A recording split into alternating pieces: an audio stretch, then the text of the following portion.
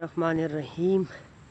In this lecture, I will solve the English portion of ETA Indicate 2023. CQ number 1. I blank. I like blank blue T-shirt over there then blank red one. Article use करना है। अब over there use हुआ है तो over there का मतलब है कि ये जो ब्लू टी शर्ट है ये स्पेसिफाइड है। तो स्पेसिफाइड जब कोई नाउन होता हो, पता हो स्पीकर को भी लिसनर को भी, तो हम द यूज़ करते हैं। और इसी तरह जब ब्लू स्पेसिफाइड है, ब्लू में का पता है कॉन्टेक्स्ट में कि किस ब्लू शर्ट की बात हो रही है, तो इसीलिए रेड का भी पता है, तो बीटा इसका करेक्ट आंसर होगा। The blue T shirt and the red one. CQ number 2. All you think and hanker blank is a government service. Hanker after या हैंकर फॉर का मतलब है डिज़ायर, तो यहाँ पर तो आफ्टर ऑप्शन में नहीं है लेकिन फॉर है। हैंकर फॉर और आफ्टर दोनों यूज़ होते हैं, तो बीटा इसका करेक्ट आंसर होगा। फ्रेजल वर्ब है जो कि प्रीपोजिशन और वर्ब पे कंप्राइज करता है। डिज़ायर, ड्रीम वगैरह इसकी मीनिंग होती है। CQ number 3. I have always and I am always. अब हैव के बाद third form of the verb होनी चाहिए, इस ऑप्शन में थर्ड फॉर्म नहीं है, इनकरेक्ट। बीटा में आई have always and am still your friend. Again यहाँ पर हैव के साथ थर्ड फॉर्म नहीं है, तो ये भी incorrect. Charlie, I have always been, have के साथ थर्ड फॉर्म है बीन, ठीक है, लेकिन इस हैव के साथ थर्ड फॉर्म नहीं है, तो ये भी इनकरेक्ट है। डेल्टा करेक्ट आंसर है। आई हैव ऑलवेज बिन, हैव के साथ बिन, और एम स्टिल, एम के साथ अब यहाँ पर ज़रूरत नहीं है थर्ड फॉर्म की, तो क्योंकि आगे इसके नाउन यूज़ है, एम के बाद हम नाउन यूज़ कर सकते हैं। For example, I am a teacher, I am your friend. Q number 4. The manager as well as the director of the hotel blank attending the meeting. यहाँ पर two subjects है, एक है मैनेजर, दूसरा है डायरेक्टर। ज्वाइन किया as well as ने, जब as well as two subjects को ज्वाइन करें हम सिंगुलर वर्ब यूज़ करते हैं, प्लूरल वर्ब दोनों इनकरेक्ट हो गए। हैज़ के बाद हम आईएनजी फॉर्म नहीं यूज़ कर सकते, हैज़ के बाद थर्ड फॉर्म यूज़ कर सकते हैं, आईएनजी फॉर्म नहीं, तो एज इसका करेक्ट आंसर होगा। The manager as well as the director of the hotel is attending the meeting. ठीक है, नंबर 5. पैराग्राफ को रीड करके पैसेज का आंसर देना है। तो for my 25th birthday my uncle gave me a gift card to go sky diving at a special place near Miami. I was happy because I wanted to do something wild. On the day of my jump, I could not take breakfast because of the nerves, because I knew the danger involved in it. I was on the plane with a parachute on my back. After the fall, I could feel adrenaline running through me. Then the parachute opened. I was floating freely like a bird. Those wonderful feelings helped me to realize that I am the kind of person who can take risks in life. Skydiving is dangerous. The author learns from the experience of skydiving. Skydiving की experience से उसने ये नहीं सीखा कि ये dangerous है। And वाली लाइन पे आई रियलाइज मीन लर्न, तो ये इनकरेक्ट है। गुड प्लेस फॉर डाइविंग इस तरह भी कोई जिक्र नहीं है, क्योंकि वो ऊपर वैसे उसने बताया कि उधर गया था, लेकिन ये नहीं कि ये जगह इसके, ये इसके भी। अब लास्ट वाला सेंटेंस देखिए, I realize that I am the kind of person who can take risks in life, तो ये इससे इसको पता चला, उसको ये लर्निंग हुई है, तो इसलिए इस MCQ का करेक्ट आंसर होगा चार्ली। डेल्टा बी वैसे देखते हैं। स्काई डाइविंग मेड हिम नहीं नर्वस, वो ब्रेकफास्ट की वो नर्व्स की वजह से था, मतलब स्काई डाइविंग की वजह से नहीं था, ये करने के बाद नहीं था, ये करने से पहले था। और ये यहाँ पर बता रहे इसके बाद, तो इसके बाद उसको ये रियलाइज़ हुआ, उसको ये पता चला, उसने ये सीखा कि वो रिस्क ले सकता है ज़िंदगी में। The novice teacher was excited about her first teaching experience, the world closes and meaning, यहाँ पर ये वर्ड अंडरलाइन है NOVI, तो इसका मतलब होता है beginner, in experience beta. Artless जो न्यू बंदा होता है। लोगोशियस का करेक्ट स्पेलिंग बताना है, तो डेल्टा वाला करेक्ट स्पेलिंग है, बाकी तीन स्पेलिंग्स इनकरेक्ट है। फिर number 8. If I were you, ये सेकंड कंडीशनल क्लास है, तो सेकंड कंडीशनल क्लास के साथ दूसरी क्लास भी सेकंड कंडीशनल ही होनी चाहिए। वेल फर्स्ट कंडीशनल है, would have travelled third condition, well first conditional, would have travel third conditional, खाली ट्रेवल ज़ीरो या first conditional, would travel second conditional. Second conditional के साथ सेकंड कंडीशनल ही use होगा। MCQ number 9, the flower girl sold him flowers. अब यहाँ पर ये जो वर्ड है हम इसका बताना है direct object, indirect object, complement या प्रेडिकेट। अब वो ऑब्जेक्ट जो इनडायरेक्टली एक्शन रिसीव करता है उसको हम कहते हैं इनडायरेक्ट ऑब्जेक्ट। वो हम पहले भी यूज़ कर सकते हैं, बाद में भी, डायरेक्ट ऑब्जेक्ट के पहले भी, डायरेक्ट ऑब्जेक्ट के बाद भी। For example, I gave him a book या I gave a book to him, दोनों करेक्ट है। I sent my friend a letter या I sent a letter to my friend. अगर इनडायरेक्ट ऑब्जेक्ट हम पहले यूज़ करें तो टू नहीं यूज़ होगा, बाद में यूज़ करें तो टू यूज़ होगा। ये सेंटेंस ऐसा भी हो सकता है, the flower girl sold flowers to him. अब टू होगा क्योंकि इनडायरेक्ट ऑब्जेक्ट बाद में, पहले हो तो फिर नहीं होगा। यहाँ पर पहले यूज़ हुआ है, प्रपोजिशन नहीं है, लेकिन ये है फिर भी इनडायरेक्ट ऑब्जेक्ट ही, चाहे इस तरह आए। The flower girl sold flowers to him, him indirect object होगा, या the flower girl sold him flower, अब भी इनडायरेक्ट ऑब्जेक्ट होगा। तो बीटा इसका करेक्ट आंसर है। डायरेक्ट ऑब्जेक्ट नहीं है। डायरेक्ट ऑब्जेक्ट वो होता है जिस पे एक्शन डायरेक्टली अप्लाई होता है, यूजुअली नॉन लिविंग थिंग होता है, जिस तरह यहाँ पर फ्लावर्स पे। और कम्प्लीमेंट वो जो कंप्लीट करे किसी सेंटेंस को। For example, she made her parents, sentence incomplete है, प्राउड, प्राउड सेंटेंस को कंप्लीट करेगा। और प्रेडिकेट तो पूरे पार्ट को हम कहते हैं, सब्जेक्ट के अलावा जो पूरा पार्ट होता है उसको प्रेडिकेट कहते हैं। Identify the past simple tense in the following four sentences में से पास्ट सिंपल को आइडेंटिफाई करना है। We have been reading in the classroom since morning, ये प्रेजेंट परफेक्ट कंटिन्यूअस है। ही हैड ब्रोकन, ये पास्ट परफेक्ट है। They spoke in Urdu to the waiters, ये पास्ट सिंपल है, तो 40 का करेक्ट आंसर है। शी इज़ एंजॉइंग, ये प्रेजेंट कंटिन्यूअस है, तो ये भी इनकरेक्ट है।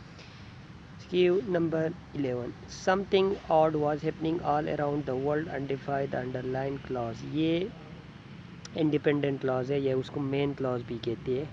अब यहाँ पर जाहिर सी बात है, सबॉर्डिनेट और डिपेंडेंट दोनों एक ही क्लॉज को कहते हैं। तो ये न सबॉर्डिनेट है न डिपेंडेंट, मतलब वो या नाउन या एडजेक्टिव या एडवर्ब क्लॉज होती है, ये कोई भी नहीं है। रिलेटिव क्लॉज हुए दैट से स्टार्ट, वो भी डिपेंडेंट क्लॉज की टाइप होती है। तो ये भी इनकरेक्ट, सी इंडिपेंडेंट, या इसको मेन क्लॉज भी कहते हैं। ये number 12, we met rather few people who spoke. The sentence is simple, compound, complex, compound, complex. ये कम्प्लेक्स सेंटेंस है, तो इसका करेक्ट आंसर कम्प्लेक्स होगा 40। वैसे की में शायद इसको अल्फ़ा लिखा गया हो, अगर अल्फ़ा कम्प्लेक्स हो तो कम्प्लेक्स, मतलब ये है कि इसका करेक्ट आंसर कम्प्लेक्स सेंटेंस होगा।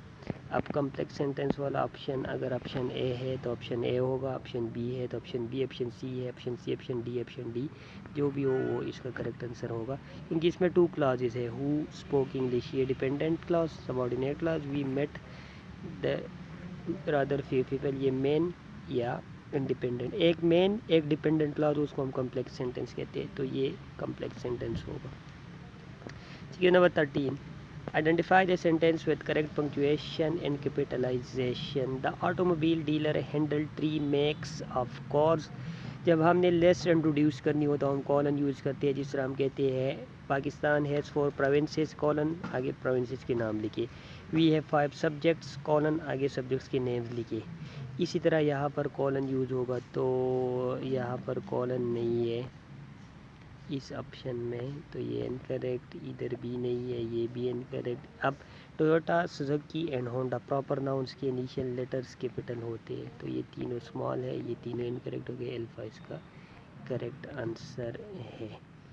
लिस्ट के इंट्रोडक्शन के लिए हम कॉलन यूज़ करते हैं। पाकिस्तान हैज़ 4 प्रोविंसेस, हम 4 प्रोविंसेस का लिस्ट इंट्रोड्यूस कर रहे हैं तो colon.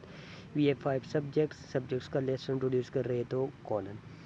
We up write draw up to Karachi, we to Karachi, we write draw correct order बताने हैं तो we draw write up to Karachi in 2 days, delta correct answer है। करेक्ट ऑर्डर इसमें फॉलो हुआ है। Sequence number 15, you can either come with me nor walk home later. अब देखिए combination में ईदर आर नीदर नार यूज़ होता है। अब यहाँ पर ईदर के साथ नार यूज़ हुआ है, तो जाहिर सी बात है डेल्टा में मिस्टेक है। नीदर की जगह या नार की जगह आर होना चाहिए था डेल्टा। अब यहाँ पर हम ये भी कर सकते हैं कि नार को अपनी जगह रहने दें, ईदर की जगह नीदर यूज़ करें, लेकिन वो फिर ये मसला होगा कि वहाँ पर वो बता रहा है कि एक वर्ड को चेंज करें, यहाँ पर फिर ये बीटा में 2 वर्ड्स है, तो इसलिए बेहतर यही है कि हम डेल्टा वाली ऑप्शन को सेलेक्ट करें और नार की जगह आर यूज़ करें। ईदर तो ऑलरेडी यूज़ हुआ है, उसके बाद फिर उसके साथ कम्बिनेशन में हम आर, वैसे तो ये कर सकते हैं कि नार को अपनी जगह रहने दें और उसकी जगह उसके साथ ईदर की जगह नीदर, लेकिन बेहतर यही है कि हम ईदर को रहने दें क्योंकि इसके साथ ऑलरेडी एक वर्ड और भी यूज़ हुआ है और इसके साथ आर यूज़ करें। 16 I just don't want to get out of bed today, find the error। Get out just, अच्छा ये जो वर्ड है ऑफ, ये प्रेपोजिशन है, नहीं ये प्रेपोजिशन भी है एडवर्ब भी है, दोनों हो सकती है। For example the tyre went of, यहाँ पर ये एडवर्ब है, the tyre went of the car, यहाँ पर ये प्रेपोजिशन है। अब जो यहाँ पर वर्ड यूज़ है वो है आउट ऑफ। अब आउट ऑफ एक कम्प्लेक्स प्रेपोजिशन है। कम्प्लेक्स प्रेपोजिशन वो प्रेपोजिशन होते हैं जो एक से ज़्यादा वर्ड पे कंप्राइज करता हो, आउट ऑफ। तो ये जो आउट ऑफ प्रेपोजिशन है इसमें एफ एक है, दो नहीं है, ओ डबल एफ नहीं है, ओ एफ ऑफ है, तो इसलिए चार्ली में मिस्टेक है। आउट ऑफ, खाली ऑफ तो प्रेपोजिशन हो सकता है ओ ठीक है, लेकिन यहाँ पर आउट ऑफ की बात हो रही है। तो आउट ऑफ एक कम्प्लेक्स और डायनामिक प्रेपोजिशन भी है। डायनामिक वो प्रेपोजिशन जिसमें मूवमेंट इन्वॉल्व होती है, पोजीशन चेंज होती है, तो यहाँ पर मूवमेंट इन्वॉल्व, पोजीशन चेंज होने की बात हो रही है, तो इसलिए आउट ऑफ यूज़ होगा। और आउट ऑफ का स्पेलिंग ऐसा ही है, ओ एफ डबल एफ नहीं है। सीक्वेंस नंबर 17 एंड 18 इस पैराग्राफ में दोनों efforts should be made to, अच्छा ये पैराग्राफ रीड करके फिर आंसर्स देने। तो according to the paragraph educational institutions are gateways to the control of tobacco, ऐसा कोई मेंशन नहीं है। फर्स्ट सेंटेंस अगर हम रीड करें तो ये ऐसा नहीं है कि एजुकेशनल इंस्टीट्यूशंस की वजह से टोबैको कंट्रोल होता है, ये गेटवेज है, बल्कि वो ये बता रहा है कि ये जो है उनको करना चाहिए। तो ऑप्शन है तो ख़त्म हो गया। ऑप्शन बी देखते हैं।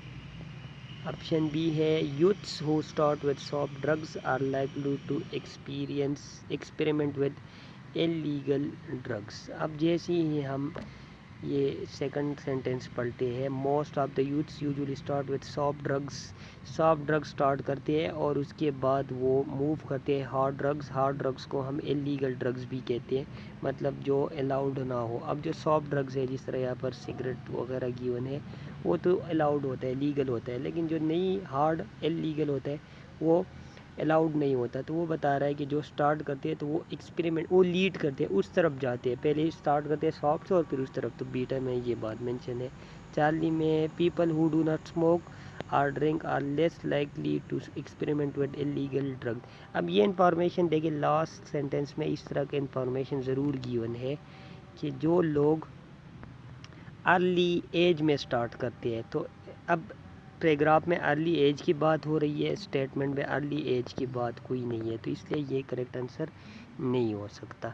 People who start smoking eight a young age, अच्छा डेल्टा में भी यंग एज की बात है, और चार्ली में है people who do not smoke or drink are less likely, और वही बात चार्ली में भी है। चार्ली में वो ये बता रहा है कि जो लोग नहीं ये ड्रिंकिंग और स्मोकिंग करते, वो कम इम्कान होता है उनका इलीगल ड्रग्स का स्टार्ट करना। तो इस तरह का कोई मेंशन नहीं है। लास्ट पैराग्राफ में ज़रूर ये बात की गई है कि, लेकिन वो ये बता रहा है कि जो शुरू करते हैं अर्ली एज में। अब अर्ली एज की बात हो रही है यहाँ पर, और यहाँ पर स्टेटमेंट में अर्ली एज की बात नहीं है चार्ली में, तो इसलिए ये नहीं हो सकता। अब डेल्टा में अर्ली एज की बात है, लेकिन उसके बावजूद डेल्टा करेक्ट आंसर नहीं है। उसकी रीज़न क्या है?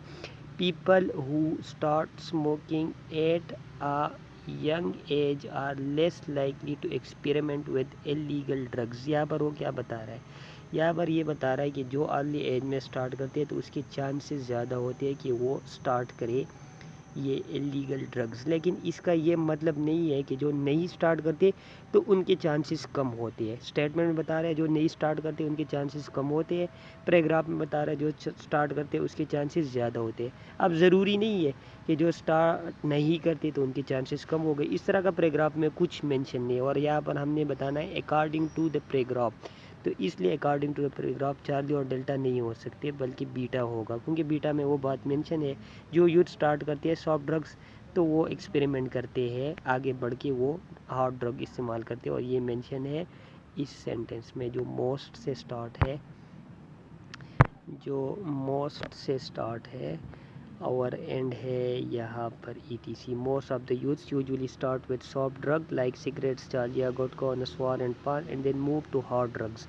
Hard drugs means illegal drugs जो अलाउड नहीं होता। जाहिर सी बात है ये जो वाले ड्रग्स है ये अलाउड होते हैं, लीगल होते हैं, मतलब अगर कोई करे तो पुलिस उनको रोक नहीं सकती, कोई बंदा जो उसको रोक नहीं सकता, मतलब लीग कानूनी तौर पर कोई उसको नहीं कह सकता कि आप ये ना करें। अब ये वाला अगर कोई करेगा तो ये इलीगल है, तो इलीगल स्टार्ट करते हैं ये सॉफ्ट ड्रग्स के बाद। और यही बीटा में बता रहा है कि youth who start with soft drugs are likely to experiment with illegal drugs.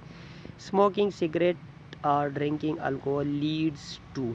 अब smoking cigarettes or drinking alcohol ये यहाँ पर मेंशन है। Smoking cigarettes or drink alcohol at a young or मतलब टेक्सन इलीगल ड्रग्स, अगेन वही बात बता रहे हैं। और इलीगल ड्रग इससे कॉज होता है।